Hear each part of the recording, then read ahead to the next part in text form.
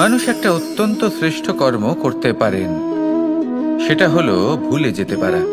আর সেটা বরদানের চেয়ে কম কিছু নয়। মানুষকে যখন কোনো কারণে নিজের প্রিয়জনদের থেকে দূরে যেতে হয়, তখন মনে দুঃখ জাগ্রত হয়। তিনি সেই দুঃখকে ভুলতে পারেন। কখনো কোনো সম্পর্ক থেকে যদি দুঃখ পেয়ে থাকেন, তখন সেই দুঃখকে ভুলতে পারেন। কিন্তু এই সংসারের প্রত্যেক আবেগ, প্রত্যেক বস্তু ভুলে যাওয়া উচিত নয়। বিশেষ করে আমাদের প্রিয়জন, আমাদের পরিবারের সদস্য। যখন এই সংসার থেকে ওনারা চলে যান, তখন যে সৎকর্ম ওনারা করেছেন, যে প্রেরণা ওনারা আমাদের প্রদান করেছেন, কখনো ভুলে যাওয়া উচিত নয়।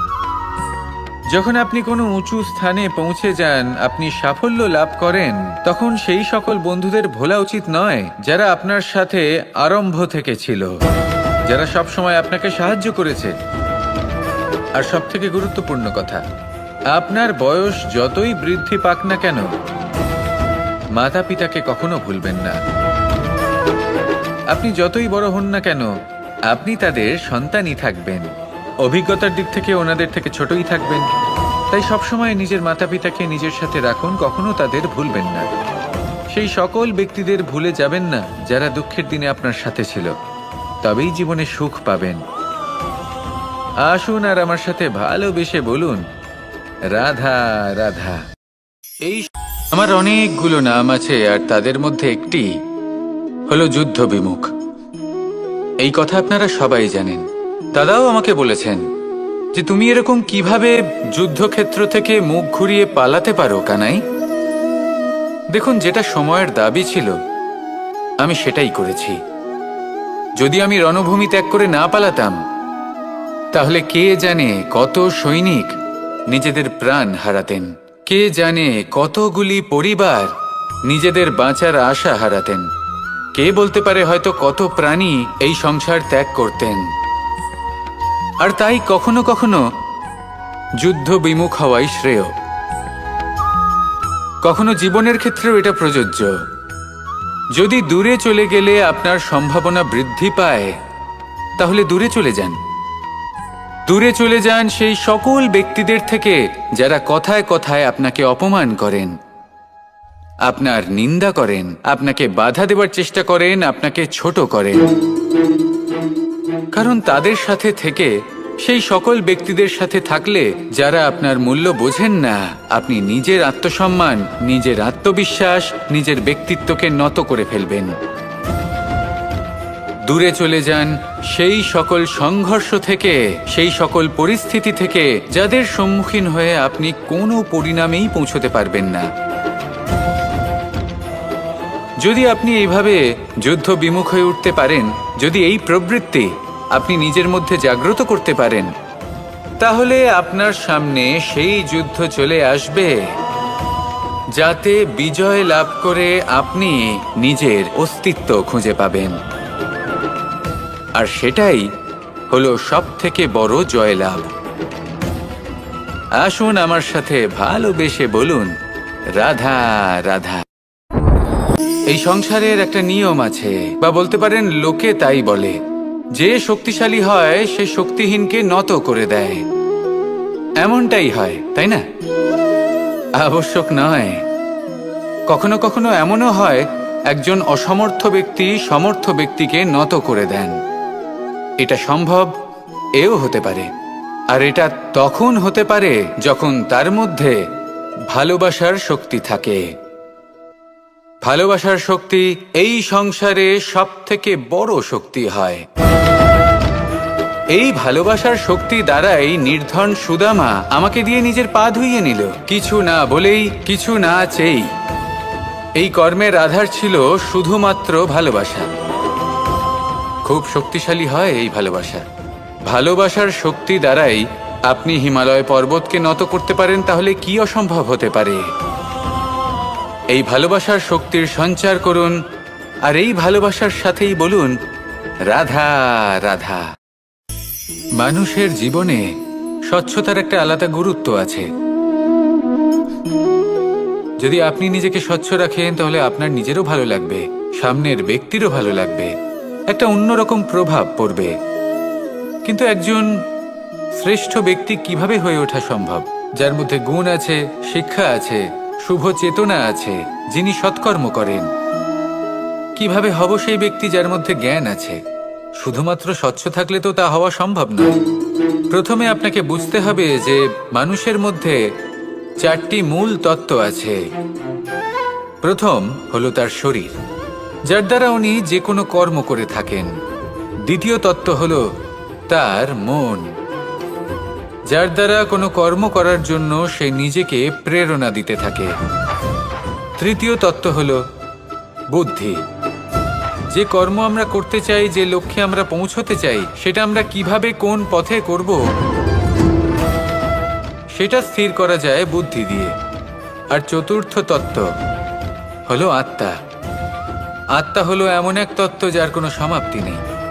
আত্মা হলো অজয়। কিন্তু এরও শুদ্ধিকরণের প্রয়োজন হয়।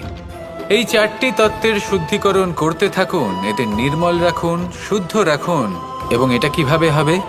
শুভ চেতনা দ্বারা, জ্ঞানের দ্বারা, এবং সব থেকে বেশি গুরুত্বপূর্ণ প্রেমের দ্বারা। আসুন আমার সাথে ভালোবেসে বলুন, রাধা রাধা।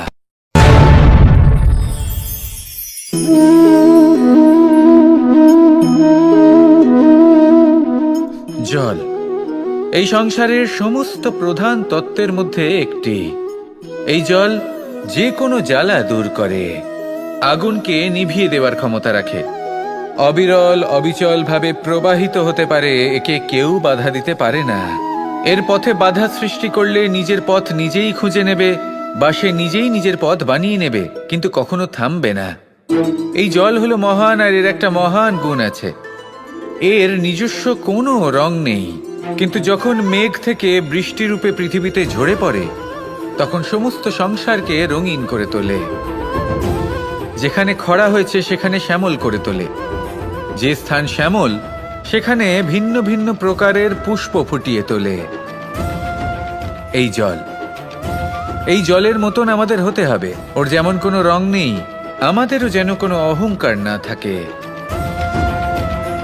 শুধু কর্মের এই ধারাতে বইতে থাকুন, এই সংসারের মঙ্গল করতে থাকুন, শ্রেষ্ঠ কর্ম করতে থাকুন। এই সংসারকে এটা বলার কোনো প্রয়োজন নেই যে আপনি কে। আপনি যদি কর্ম করতে থাকেন, তাহলে এই সংসার নিজে থেকেই আপনার মূল্য জানতে পারবে। আর তখন এই মন প্রসন্ন হয়ে বলবে, রাধা রাধা। একদিকে হলো আঙুর, আর অন্যদিকে কিশমিশ। দেখতে গেলে এই দুটোই সবারই খুব প্রিয়। শিশু হোক, যুবক হোক, বা কোনো বৃদ্ধ ব্যক্তিই হোক না কেন।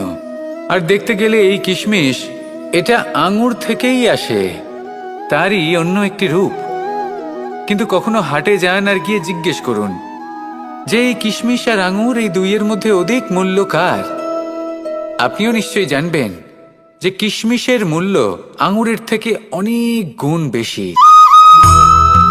এবার এরকম কেন হয়? এর পেছনে কি কারণ থাকতে পারে? একদিকে হলো সেই আঙুর যা টাটকা অবস্থায় গাছ থেকে পেড়ে খাওয়া যায়, আর অন্যদিকে হলো কিশমিশ যাকে মাসের পর মাস রোদে ফেলে রাখা হয়। একদিকে আঙুর যা কিনা অত্যন্ত রসালো, আর কিশমিশে কোনো রসই নেই। একটি হলো অত্যন্ত কোমল এবং সুন্দর, অন্যটি অমসৃণ এবং তাতে বিন্দুমাত্র সৌন্দর্য নেই, তাও তার মূল্য বেশি। এইসব কেন হয়? এই কারণেই হয় কারণ সেই আঙুর অনেক মাস পর্যন্ত রোদ সহ্য করে থাকে, কষ্ট সহ্য করে থাকে, তবেই সেই আঙুর কিশমিশে পরিণত হয়। এবার জীবনের কড়া রোদ যাকে সহ্য করতে হয়, তার সাথেও এটাই হয়ে থাকে, তারও মূল্য আপনা থেকেই বৃদ্ধি পায়। আপনার জীবনে আপনার গুণ, আপনার প্রতিভা, তা অত্যন্ত গুরুত্বপূর্ণ। কিন্তু যখন আপনি অভিজ্ঞতা লাভ করেন, তখনই সেই অভিজ্ঞতা আপনার গুণ এবং প্রতিভাকে আরও অনেক বেশি শ্রেষ্ঠ করে তোলে। তাই জীবনের কঠোর রোদের মধ্যেও দাঁড়িয়ে থাকাটা শিখে নিন, সাহসের সাথে কঠিন পরিস্থিতির সম্মুখীন হওয়াটা শিখে নিন। ঠিক এইভাবেই অভিজ্ঞতা লাভ করতে হয়।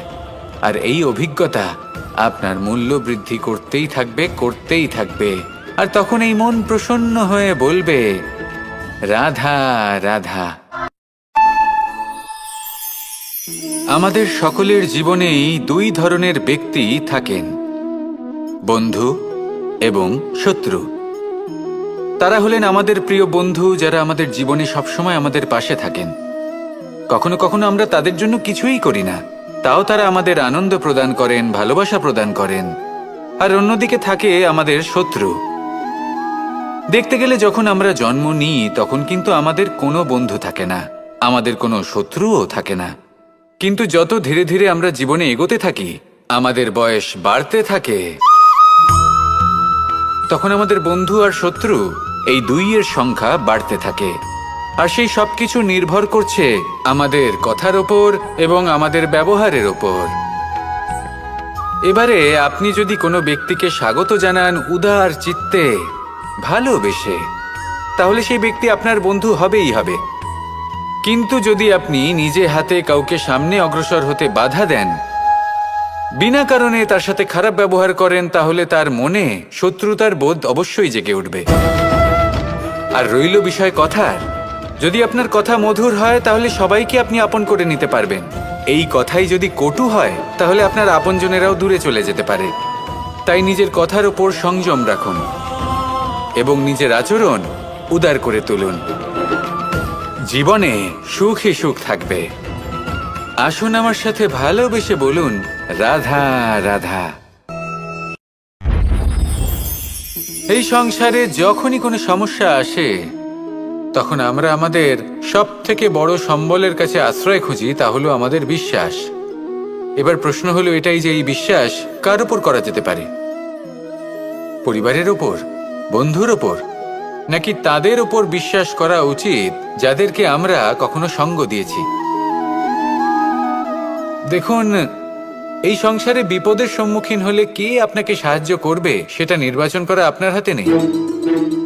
সেটা সেই সকল ব্যক্তির উপর নির্ভরশীল যে তারা আপনাকে সাহায্য করবে নাকি করবে না। অর্থাৎ যখনই কোনো বিপদ আসে সর্বপ্রথম তার সম্মুখীন আমাদের নিজেকেই হতে হয়। আর তার জন্য প্রস্তুত থাকা প্রয়োজনীয়, সেই শক্তি, সেই সাহস অর্জন করা প্রয়োজনীয়। দেখুন, যখনই অন্ধকার আসে তখন সবার আগে কে আপনাকে ত্যাগ করে চলে যায়?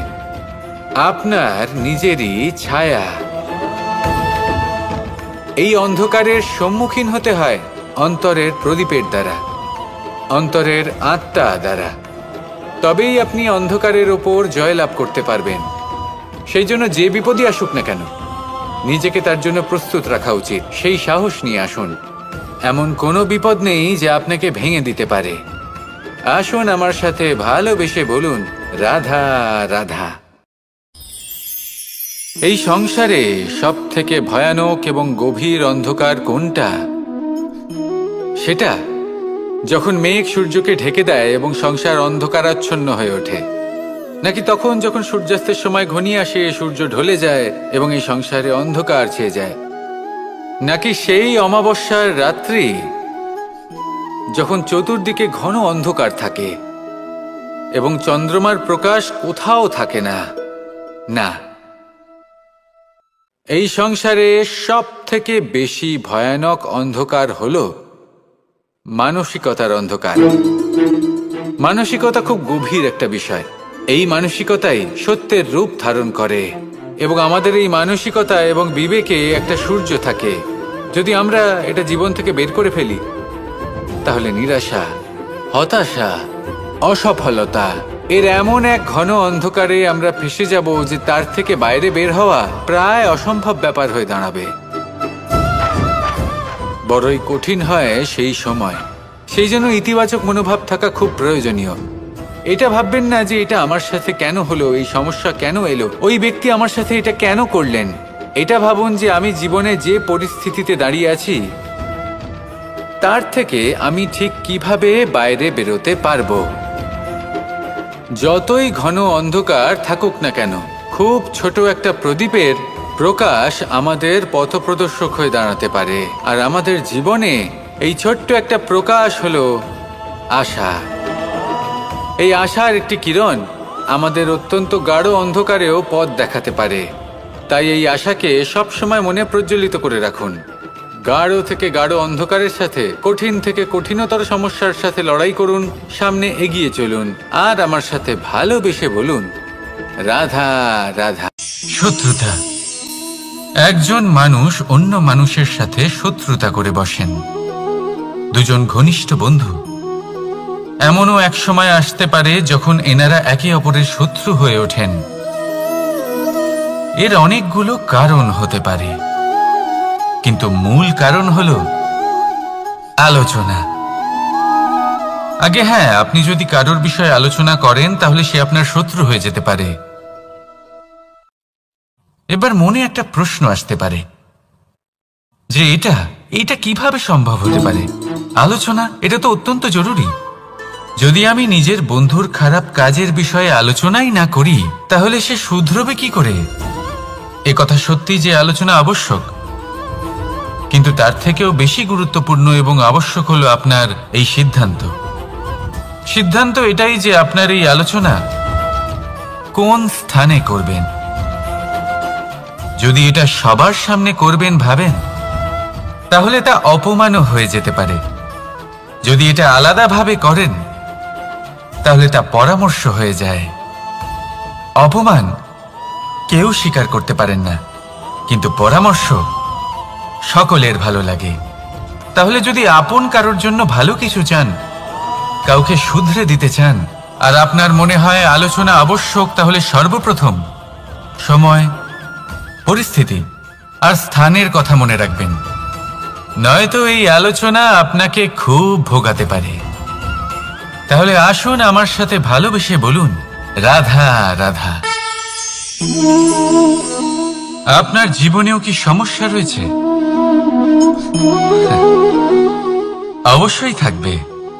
প্রত্যেকের জীবনেই সমস্যা থাকে। প্রত্যেক মানুষ জিজ্ঞাসাও করেন যে এই সমস্যা আসলে কি আর কেন আসে জীবনে।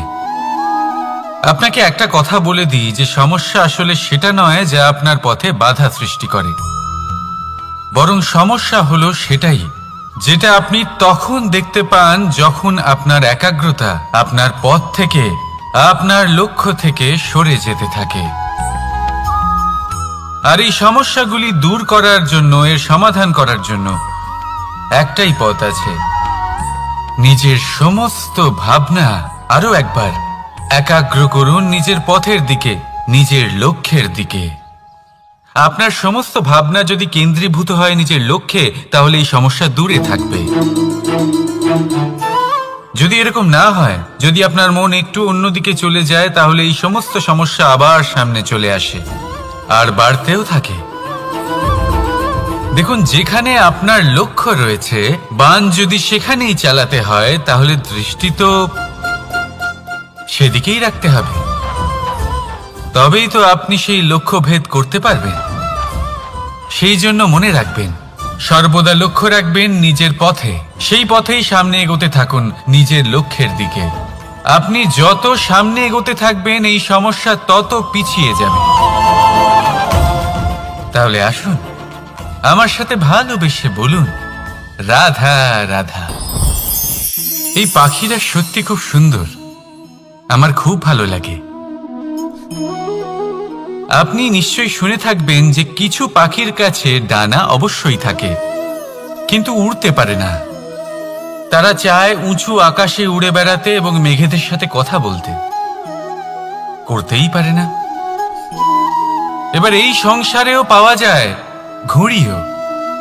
এদের মধ্যে না জীবন আছে, না প্রাণ আছে, আর না আছে ডানা, কিন্তু এরা আকাশের সাথে কথা বলে, হাওয়ার বেগের সাথে কথা বলে, আনন্দ করে, উৎফুল্ল হয়ে ওঠে। আকাশে জীবনের কিছু মুহূর্ত কাটায়। তার কারণ কি হতে পারে? কারণ হলো সুতো। এই সুতো যদি সঠিক হাতে থাকে, তাহলে এই কাগজের তৈরি ঘুড়িও আকাশের উচ্চতায় উড়ে বেড়াতে পারে।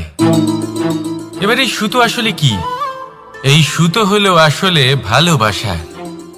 এই সুতো হলো আসলে বিশ্বাসের, আর এটা আপনি দিয়ে থাকেন তাদের হাতে যাদের আপনি বিশ্বাস করেন, যাদের আপনি নিজের সর্বস্ব দিয়ে দেন। ভেবে দেখুন, এই ভালোবাসা আর বিশ্বাসের সুতো আপনি যদি সঠিক মানুষের হাতে দিয়ে দেন, তাহলে আপনি অনেক উচ্চতায় উঠতে পারবেন, আকাশের উচ্চতায় উড়ে বেড়াতে পারবেন, মেঘের সাথে কথা বলতে পারবেন, পাখিদের মতো উড়তে পারবেন, যা ইচ্ছে তাই করতে পারবেন। শুধু এই মানুষ সঠিক হতে হবে, এমন একজন মানুষ যার মনে আপনার জন্য ভালোবাসা রয়েছে, এমন এক মানুষ যার মনে কোনো স্বার্থ নেই, যিনি পরোপকারী, এমন একজন ব্যক্তি যিনি আপনার অস্তিত্বকে বাইরে নিয়ে আসতে পারবেন, তাকে উজ্জ্বল করে তুলবেন। তাহলে ভালোবাসুন, আনন্দ করতে থাকুন, আর এই আনন্দ সহকারে বলুন, রাধা রাধা। আমরা সকলে এমন ব্যক্তির সাথে থাকতে চাই যারা খুব মিষ্টি কথা বলেন, যাদের ব্যবহার আমাদের ভালো লাগে, যারা দেখতে সুন্দর হন, যাদের আমরা পছন্দ করি। আর সবসময় এমন ব্যক্তির থেকে দূরে থাকতে চেষ্টা করি যাদেরকে আমরা পছন্দ করি না, যাদের কথা আমাদের খারাপ লাগে, যাদের কথা একটু কঠোর হয়। আমরা সবসময় চেষ্টা করি এদের থেকে দূরে থাকার, ঠিক কিনা? কিন্তু যদি বাস্তবটা দেখি, তাহলে এই কঠোরতা জীবনে শান্তির প্রলেপ দেয়। ওষুধও একটু কড়াই হয়, কিন্তু এ কি করে? আমাদের সুস্থ করে তোলে। ঠিক সেইভাবেই ভালোবাসার এই অধ্যায় একটু কঠিন, একটু কড়াও মনে হতে পারে, কিন্তু এর ফল সবসময় আপনাদের স্বাস্থ্যের পক্ষে ভালোই হয়। সেই জন্য যদি কেউ আপনার নিন্দে করে, আপনাকে কড়া কথা শোনায়, আপনার ব্যাপারে আলোচনা করে, তার মানে এটা নয় যে সে আপনার শত্রু। হতে পারে তিনি আপনার বন্ধু হন, আপনার জন্য ভালো চান, আপনাকে শুধরে নিতে চান, আপনার মধ্যে কোনো পরিবর্তন দেখতে চান। সেই জন্য কখনো কারোর কথা শুনে বা কাউকে দেখে প্রাথমিকভাবে এই সিদ্ধান্ত নেবেন না যে তিনি আপনার শত্রু হন নাকি আপনার বন্ধু হন। এমনও শত্রু হয়ে থাকেন যে গুড়ের মতো মিষ্টি মিষ্টি কথা বলে আসলে আপনাকে বিষ পান করিয়ে দেবেন, আর এমনও বন্ধু থাকেন যারা আসলে নিমের মতো কড়া কথা বলেন কিন্তু আপনাকে অমৃত পান করান। এদের মধ্যে পার্থক্য করতে জানতে হবে, কে আসলে শত্রু হন আবার কে আসলে মিত্র হন। এই পার্থক্য যখন আপনি করতে শিখবেন, তখন আপনি এই সংসারের সব থেকে সুখী প্রাণী হয়ে উঠবেন। এই পার্থক্য বোঝা সহজ নয়, কিন্তু অবশ্যই আবশ্যক। রাধা রাধা। অসুখ। এমন কোনো মানুষ আছেন এই সংসারে যার অসুখ করে না? প্রত্যেক মানুষ কখনো না কখনো অবশ্যই অসুস্থ হয়েছে, তার এই শরীর রোগের শিকার অবশ্যই হয়েছে।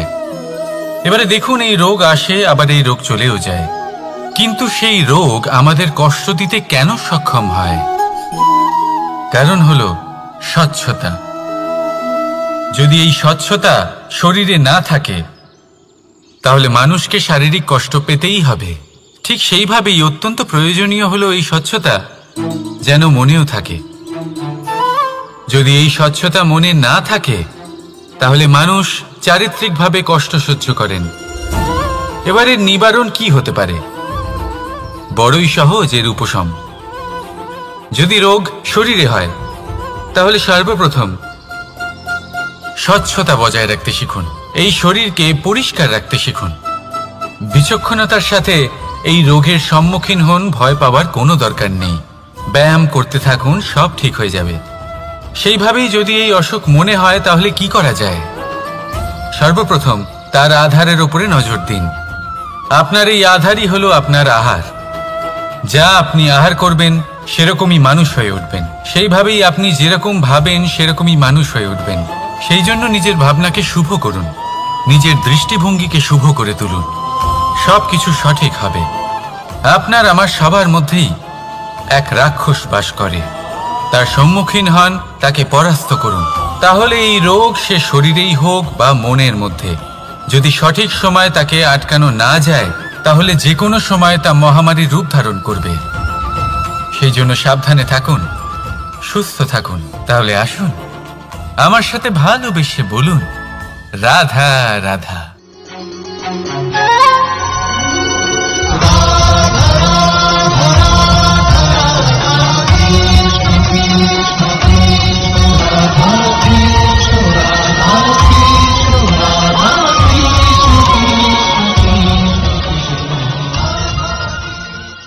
সংসারে সব থেকে বড় ব্যক্তি কে?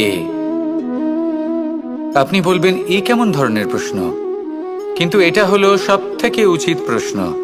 কেউ এর উত্তর দেবে যে সেই মহাপ্রতাপী রাজা তিনি হলেন সব থেকে বড় ব্যক্তি, সেই বড় রাজনীতিবিদ তিনি সব থেকে বড় ব্যক্তি। আমি আপনাকে জানাই যে সংসারের সব থেকে বড় ব্যক্তি হলেন তিনি যার সাথে দেখা করলে আপনি নিজেকে ছোট মনে করবেন না। কোনো ব্যক্তি যিনি সব থেকে বেশি শক্তিশালী, আপনি যদি তার সামনে যান তাহলে উনি আপনার অন্তরের শক্তিকে বাইরে বের করে আনবে, আপনার অন্তরের লুকিয়ে থাকা শক্তিকে জাগ্রত করতে প্রেরণা প্রদান করবে। তিনি হলেন বড় ব্যক্তি, তিনি হলেন মহান ব্যক্তি। তিনি নন যিনি নিজের বল এবং ঐশ্বর্য দ্বারা আপনাকে তার সামনে ছোট প্রমাণ করবেন। এবং সেই জন্য মহাদেব আমার আরাধ্য হলেন আমার খুব প্রিয়। কারণ রাজা হোক বা ফকির, কেউ যদি ওনার সামনে যান তাহলে সে নিজেকে ছোট মনে করেন না। আপনিও যদি জীবনে অনেক বড় হতে চান তাহলে কাউকে কখনো নিজেকে ছোট মনে করতে দেবেন না। তার অন্তরে বড় হয়ে ওঠার প্রেরণা প্রদান করুন। আসুন আমার সাথে ভালোবেসে বলুন, রাধা রাধা। এই সংসারে সাফল্য লাভ করার জন্য জ্ঞানের প্রয়োজন হয়, পরিশ্রমের প্রয়োজন হয়, দৃঢ় নিষ্ঠার প্রয়োজন হয়, নিরন্তর চেষ্টা করা প্রয়োজনীয়। কিন্তু আরো কিছু আছে যা অত্যন্ত প্রয়োজনীয় এবং গুরুত্বপূর্ণ। তা হলো ভালো বন্ধু। তাদের থাকা অত্যন্ত প্রয়োজনীয়। যদি ভালো বন্ধু থাকে তাহলে সময় এলে তারা ঢাল হয়ে আপনাকে সুরক্ষা করবেন। সময় এলে অস্ত্রের মতো শত্রুকে সংহারও করবেন। যদি তিনি জ্ঞানী হন, তাদের মধ্যে সদ্গুণ থাকে, তাহলে এই সব গুণ আপনার মধ্যেও প্রবেশ করবে। তাহলে সাফল্যের জন্য ভালো বন্ধু পাওয়া অত্যন্ত প্রয়োজনীয়। কিন্তু শুধু বন্ধু কেন, ভালো শত্রুও থাকা প্রয়োজনীয়। এবার আপনি ভাববেন, আমি কি বললাম?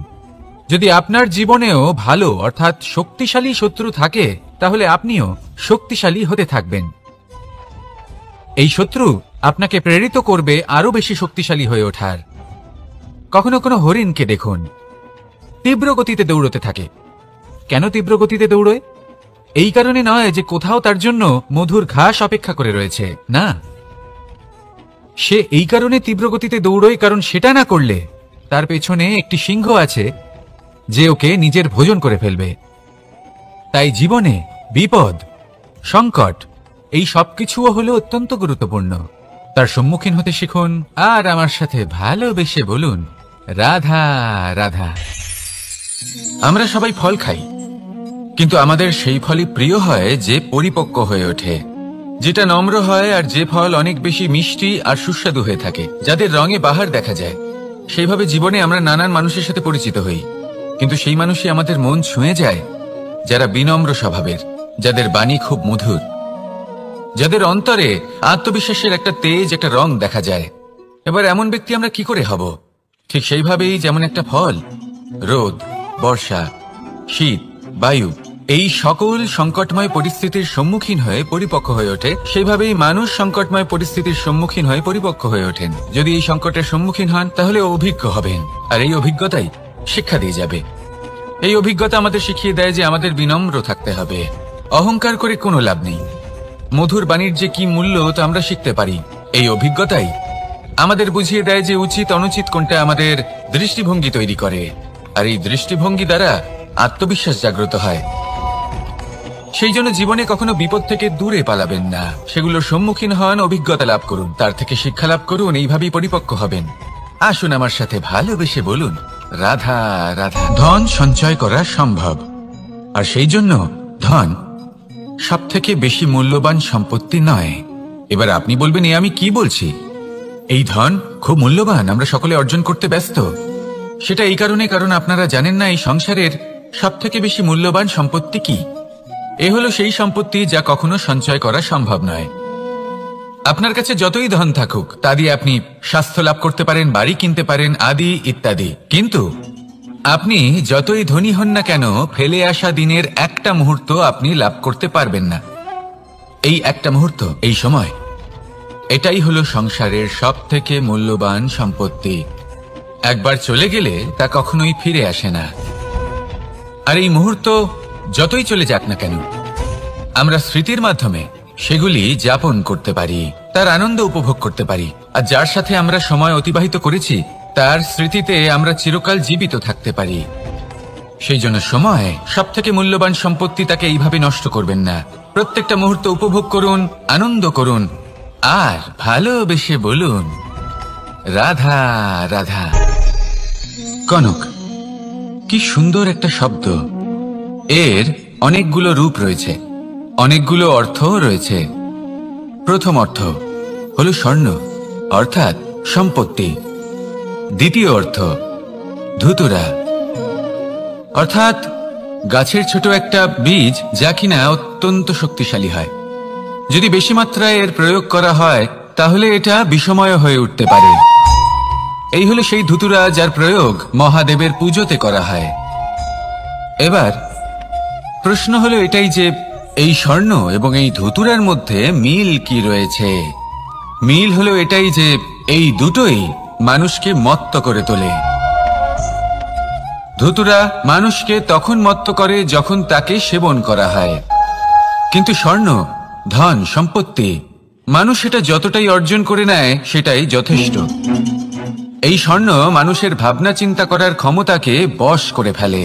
মানুষ সম্পত্তির লোভে মত্ত হয়ে ওঠে, কারণ যে যত চমৎকারী, যতটা অমূল্য হয়, তাকে সামলানো কিন্তু ততটাই কঠিন, তাই না? তাই মনে রাখবেন, ধন, স্বর্ণ, সম্পত্তি এগুলো ধুতুরার থেকেও অনেক বেশি বিষাক্ত হতে পারে। তাই এর ওপর আত্মসংযমের একটা কবচ পরিয়ে রাখবেন এবং বিবেকের শক্তির সাথে এগুলো প্রয়োগ করুন, তবেই কল্যাণ হবে। আসুন আমার সাথে ভালোবেসে বলুন রাধা রাধা। আমার কাছে যশোদা মা যেমন, আমার কাছে দেবকী মা যেমন, আমার কাছে ঠিক তেমনই হলেন গোমাতা। এবার ভেবে দেখার বিষয় হলো এটা যে এই সংসারে অসংখ্য প্রাণী আছে, একজন গাইকে একজন মায়ের মর্যাদা কেন দেওয়া হয়? তাহলে এর অনেকগুলো কারণ আছে। এই গাই অর্থাৎ গোমাতা, এনারা হলেন অত্যন্ত শান্ত, শান্তিপ্রিয়, কখনো কারোর কোনো ক্ষতি করতেই পারেন না। গোমাতা যে দুধ নিজের বাছুরকে পান করান সেই দুধই আমাদেরও দেন। সেই দুধ পান করে আমরা শক্তি লাভ করি। এই দুধ থেকে আমরা মাখন, ঘি, পায়েস, এইসব সুস্বাদু খাবার লাভ করি। গোমাতার গোবর আমাদের জ্বালানি হিসেবে সাহায্য করে, যার ফলে খুব কম সংখ্যক কাঠ ব্যবহার করা যায় এবং বেশিরভাগ জঙ্গল সুরক্ষিত থাকে। গোমাতার গোমূত্র, সেটাও আমাদের কাছে লাভজনক। এর দ্বারা আমরা অনেক রোগ থেকে মুক্তি লাভ করতে পারি। গোমাতা যখন একটি বাছুরকে জন্ম দেন তখন সেই বড় হয়ে আমাদের ক্ষেত কর্ষণ করে। সেই জন্য গাইকেও জীবনে মায়ের মর্যাদা দেবেন। যতটা সম্ভব তাকে সেবা করুন এবং ভালোবেসে তাকে পালন করুন। এই মন নিজে থেকেই প্রসন্ন হয়ে বলবে রাধা রাধা। মধু কারই না পছন্দ বলুন তো? অত্যন্ত সুস্বাদু হয় এই মধু, মিষ্টি খেতে হয় এবং তা শক্তিও প্রদান করে। এবং প্রত্যেকটি মিষ্টি পদার্থের মতোই এতেও খুব তাড়াতাড়ি পিঁপড়ে ধরে যায়। অন্যদিকে যদি নুনকে দেখি, তাহলে বছরের পর বছর রাখলেও এতে পিঁপড়ে ধরে না। এবার যদি কথা বলি বন্ধুত্বের, তাহলে বন্ধুত্ব নুনের মতো হওয়া উচিত, মধুর মতো নয়। যারা সামনে এলে শুধুমাত্র মধুর মধুর কথা বলবে, পরে এতে পিঁপড়ে ধরে যাবে, এটা নুনের মতো হওয়া উচিত। প্রকৃত বন্ধু হলো সে যে সময় এলে পরে আপনার সামনে আপনার প্রকৃত সত্য তুলে ধরবে, তা সে যতই কঠিন হোক না কেন। আপনার দোষ, আপনার অপগুণ, আপনার খামতি আপনাকে বলতে পারবে, যাতে আপনি সেগুলো শুনে মেনে নিয়ে তারপর নিজেকে শুধরোতে পারেন। এটাই হলো প্রকৃত বন্ধুত্ব। কখনো নিজের জীবনের আশেপাশে মন দিয়ে দেখবেন, অনেক সময় এমন মানুষ থাকেন, অনেক বন্ধু থাকেন, যাদের দেখে আমাদের মনে হয় যে এনারা খুব কঠোর, এনাদের কথা খুব কটু। কিন্তু বেশিরভাগ এমন মানুষের মনটা যদি বুঝতে পারেন, তাহলে দেখবেন তাতে কোনো মালিন্য নেই। এনাদের মন অত্যন্ত পবিত্র হয়। যদি আপনার জীবনেও এমন কোনো ব্যক্তি থেকে থাকে, এমন বন্ধু থাকে, তাহলে তাদের আগলে রাখুন আর আমার সাথে ভালোবেসে বলুন, রাধা রাধা। যতক্ষণ আমরা এই সংসারে জীবিত, ততক্ষণ আমাদের সাথে সবকিছু থাকে। আমাদের ধন, সুখ স্বাচ্ছন্দ্য, আমাদের মিত্রগণ, আমাদের পরিবার, এই সমাজ, এই সবকিছু আমাদের সাথে থাকে। যেদিন আমরা এই সংসারকে ত্যাগ করব, এদের মধ্যে কেউ আমাদের সাথে যাবে না। না ধন, না স্বাচ্ছন্দ্য, না সম্পত্তি। এই সকল মানুষ, এই সমাজ, এরা শুধুমাত্রই শ্মশান পর্যন্ত আমাদের সাথে থাকতে পারবেন। তারপরে যদি আমাদের সাথে কিছু যেতে পারে, তাহলে তা শুধুই আমাদের ধর্ম। আর এই সংসারে আমরা নিজেদের যে সুনাম রেখে যাই, সেটা সম্ভব শুধুমাত্র কর্মের দ্বারা। সেই জন্য সংসারে যতদিন পর্যন্ত জীবিত আছেন, যদি কিছু অর্জন করতে চান, তাহলে ধর্ম অর্জন করুন, ধর্মের বিষয়ে স্পষ্টতা অর্জন করুন এবং কর্ম অর্জন করুন। এটাই হবে আপনার অতীত এবং এটাই হবে আপনার ভবিষ্যৎ, এবং এটাই সকলকে প্রেরণা প্রদান করবে। আসুন আমার সাথে ভালোবেসে বলুন, রাধা রাধা। গেলে এই অভিজ্ঞতা আমাদের সেই শিক্ষা দেয়, যার জন্য আমরা সুখের দিকে উচিতভাবে অগ্রসর হতে পারি। সেই জন্য জীবনে যখনই দুঃখ আসবে, দুঃখের এই সময় আসবে, তখন হতাশ হবেন না। বোঝার চেষ্টা করুন এই পরিস্থিতি কেন এসেছে, কি শিক্ষা দিতে এসেছে। যদি আপনি সেই জ্ঞান লাভ করেন, সুখের পথে অগ্রসর হন, তাও উচিত রূপে, তাহলে এই অভিজ্ঞতার উদ্দেশ্য পূরণ হয়ে যায়। তাহলে আসুন আর আমার সাথে ভালোবেসে বলুন, রাধা রাধা। জীবনে শিখরে পৌঁছানোর জন্য মানুষের কি প্রয়োজন হয়ে থাকে? সিঁড়ির। কিন্তু তাও প্রত্যেক মানুষ, প্রত্যেক ব্যক্তি শিখরে পৌঁছতে পারেন না। এর কারণ কি? কারণ একটা হতে পারে যে মানুষ কল্পনা করতে থাকেন কিন্তু সিঁড়ি খুঁজে পান না। কিছু মানুষ খুঁজে নেন, কিন্তু তা পেয়ে এতটাই প্রসন্ন হয়ে যান যে তারপর আর কোনো কর্মই করেন না। খুব সোজা ব্যাপার। অনেক মানুষ সিঁড়ি খুঁজে পান না, আর যদি পেয়েও যান, তাও যতক্ষণ না তাতে চড়ছেন, সেই শিখরে পৌঁছবেন কি করে? যতক্ষণ না আপনি পরিশ্রম করছেন, যতক্ষণ না সেই সিঁড়িতে আপনি চড়ছেন, যতক্ষণ না ক্লান্ত হচ্ছেন, আপনার পায়ে হাঁটুতে ব্যথা না হচ্ছে, ততক্ষণ এই শিখরে পৌঁছানোর সৌভাগ্য লাভ করতে পারবেন না। তাহলে কল্পনার সাথে কর্ম করুন, পরিকল্পনার সাথে পরিশ্রম করুন, সবকিছু পাবেন। আসুন আমার সাথে ভালোবেসে বলুন, রাধা রাধা। সমস্যা, কঠিন সময়, সংকট, বিপদ কার জীবনে নেই? প্রত্যেকের জীবনে আছে। কিন্তু আমাকে একটা কথা বলুন, যদি নৌকায় ঢেউকে ভয় পেতে শুরু করে, তাহলে সাগর পার করবে কে? কখনো কোনো ছোট্ট পিঁপড়েকে দেখেছেন, যে আকারে হয়তো ছোট হতে পারে কিন্তু বড় শিক্ষা দিয়ে যায়? কিন্তু আমরা শিখি না। এবার দেখুন একটা পিঁপড়েকে, যে ভোজনের খোঁজে বাইরে বের হয়, একটা ছোট্ট দানা তুলে নেয়। ছোট দানা তোলে কারণ তার থেকে বেশি সে তুলতেই পারবে না। সে দানা নিয়ে চলতে শুরু করে, কোনো দেওয়ালে উঠে পড়ে, আবার পড়েও যায়। সেই দানা দূরে কোথাও একটা পড়ে যায়, তা আবার খোঁজে, তুলে নেয়, আবার চলতে থাকে। পড়ে যায়, আবার ওঠে, পড়ে যায়, আবার ওঠে। সেই দানাটা রেখে দেয়, আবার বেরিয়ে পড়ে ভোজনের খোঁজে। পরিশ্রম করতে থাকে কিন্তু হার মানে না। এই শিক্ষাই তো আমাদের প্রাপ্ত করতে হবে। নিরন্তর পরিশ্রম আর নির্ভীক হয়ে কর্ম করে যেতে হবে। এটাই হলো সাফল্যের মাধ্যম, এটাই হলো জয়ের মন্ত্র, অচ্যুত অজয় অস্ত্র। তাহলে আসুন আর আমার সাথে ভালোবেসে বলুন, রাধা রাধা। আমরা সকলে চাই আমাদের জীবনে সাফল্য আসুক। আমরা চাই যে এই সংসারে আমাদের খ্যাতি ছড়িয়ে পড়ুক। আমরা চাই যেন আমরা আলোচিত হই। কিন্তু শুধু চাইলেই কি যায় আসে? যদি এই সংসারে আলোচিত হতে হয়, তাহলে পরিচিত হতে হবে পরিশ্রমের দ্বারা। যতক্ষণ না আপনারা পরিশ্রমের সাথে পরিচিত হবেন, সাফল্যের সাথে পরিচিত হবেন না। সংঘর্ষ করতে হবে প্রতিদিন, প্রতি বছর। জীবনের সব পরিস্থিতিতেই হয়তো নতুন নতুন বাধা আসবে, নতুন নতুন বিঘ্ন ঘটবে, কিন্তু এটা আবশ্যক নয় যে সমস্ত বিঘ্ন বিনাশের জন্য আসবে।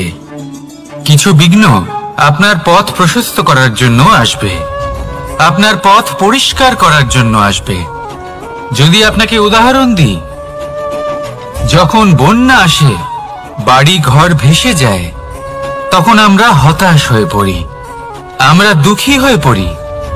কিন্তু সেই বন্যাই আমাদের সেই ধরিত্রীকে এত উর্বর করে তোলে যে সেই উর্বর অংশ কাজে লাগিয়ে আমরা সেরকম আরো 10টা বাড়ি বানাতে পারি। তাহলে ধন্যাত্মক থাকুন আর যে কোনো সংঘর্ষের জন্য প্রস্তুত থাকুন। জীবনে অনেক দূর যেতে পারবেন। তাহলে আসুন আমার সাথে ভালোবেসে বলুন, রাধা রাধা।